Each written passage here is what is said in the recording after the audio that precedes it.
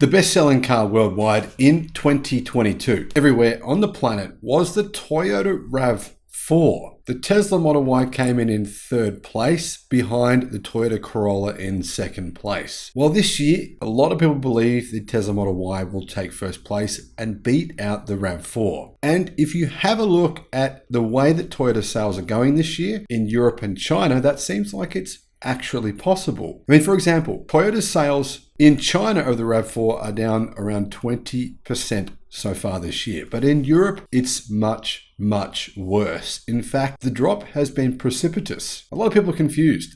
A lot of people at Toyota, that is. If you're not working at Toyota, you know exactly why this is happening. Hello, my friends. Welcome to the channel.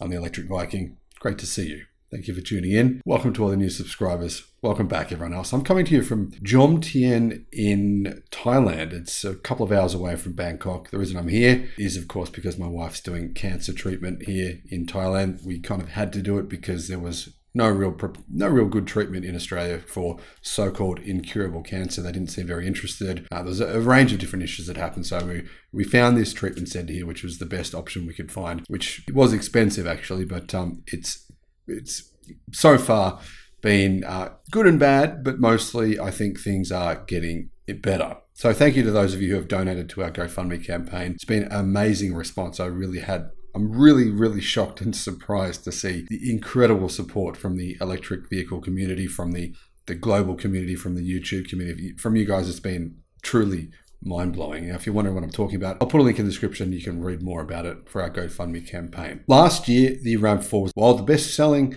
SUV in Europe, outside of the Tesla Model Y. Now, interestingly, so far this year, Toyota has fallen down the sales charts pretty significantly. Before I get to that, the best-selling car in Europe this year, period, is the Tesla Model Y. So the best-selling car for the first 4 months of the year now, is the Model Y. In fact, it's shown an incredible 180% increase in sales compared to the same period last year, outselling the Dacia Sandero and the Peugeot 208 Super Minis. 72,000 Model Ys in Europe in the first 3 months of the year, meaning it was well ahead of second place Dacia Sandero with 60,000 deliveries. But that said, Toyota does actually generally do pretty well in Europe. And so it was the second largest manufacturer or deliverer of vehicles in the first 3 months of the year. Toyota was second behind Volkswagen Group with 220,000 sales. The Volkswagen Group had 332,000. The Volkswagen brand had 332,000.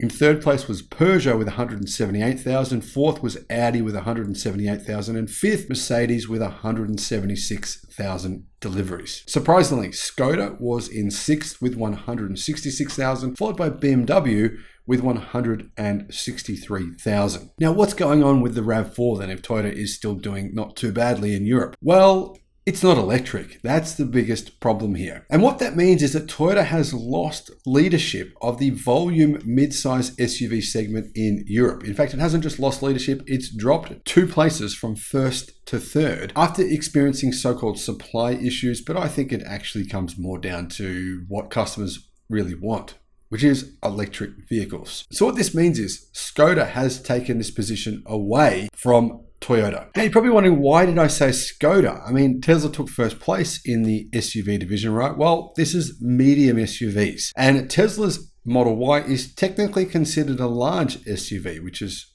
bizarre. But anyhow, it is. So Skoda took first place with an increase in sales of 23%, 21,408 deliveries. Second was the Volkswagen ID4 electric car with 17,000 deliveries, an increase of 55%. ID4 sales, as you can see, have gone up. Skoda Kodiaq sales have gone up as well by 23%, but the RAV4 sales have fallen by an incredible 43%. That is insane, because if you look at the numbers of all the other top 10 listed cars here, nothing like this has been shown. For example, the Peugeot 5008 up 10%. The Skoda Enyaq iV, which is an electric car as well, up 20%. The Hyundai Ioniq 5 down 17%. Kia's EV6 down 12%. Mazda CX-60 is new, and the Volkswagen Tiguan Allspace is up 6.4%. So clearly, as you can see, Toyota's fall here is just unprecedented. There's no other models in the top 20 in Europe that have fallen this fast. The same thing has happened in China. In fact, like I said, it's been even worse for Toyota as a brand across China, and China is Toyota's most important car market. Now, it is true that Toyota has begun selling the electric BZ4X in Europe. It's delivered 3,700 in the first 3 months of the year across Europe, meaning about 1,150 per month. Not a whole lot for a massive company selling 10 million cars per year. If you compare this to Toyota's results last year, the fall is enormous. Toyota topped the segment in 2022. However, sales of the RAV4 available as a hybrid and plug-in hybrid fell by 43%. And Toyota says this is all down to supply. They can't supply enough cars. But the thing is, the entire plug-in hybrid division and hybrids have come down. Sales of those vehicles have come down significantly. Why? Because incentives for these cars have come down as a result of some of the publications made showing that plug-in hybrids are not being used as EVs. They're being used simply as gasoline-powered vehicles. One of the reasons for this is they're mostly bought by companies. The companies will give the employee a card to buy petrol. They won't give them anything to actually pay for the electricity. So if the employee wants to use the car as an EV, they have to plug it in at home,